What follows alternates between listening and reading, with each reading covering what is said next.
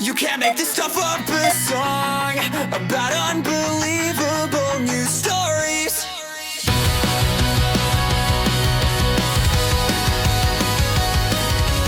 Welcome back to You Can't Make This Stuff Up, the show where we dig up the weirdest, wildest, and most wonderfully ridiculous news stories that make you question reality. I'm your host, Brandon Bent, and today, oh boy, we've got one that literally doesn't pass the smell test. Apparently, down at a Texas wax museum, the staff had to remove the Donald Trump wax figure because visitors kept punching it. Yeah, you heard that right. A statue made of wax got assaulted more than actual political debate topics.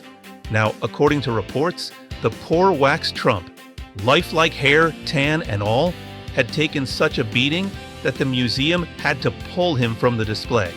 Not because of politics, but because he looked like he'd gone 12 rounds with Rocky Balboa. Imagine walking into a museum expecting a family-friendly outing and seeing the former president looking like a candle that just lost an argument with a blowtorch. And honestly, can you blame them? I mean, wax figures are supposed to melt under pressure, but not crowd pressure. Still, let's give credit where it's due. This wax Trump was resilient. No matter how many jabs it took, it just stood there, silently, stoically, untweeting. Probably the quietest version of Donald Trump the world has ever experienced. The museum staff said they'll replace the figure once things cool down.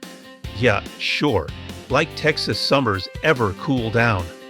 Maybe next time they'll give him a little Secret Service made of rubber, or better yet, put him behind plexiglass like the Mona Lisa.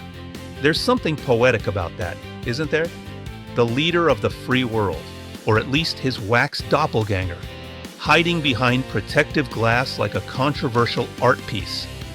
Anyway, folks, this just goes to show, whether in politics or in museums, sometimes you just can't make this stuff up.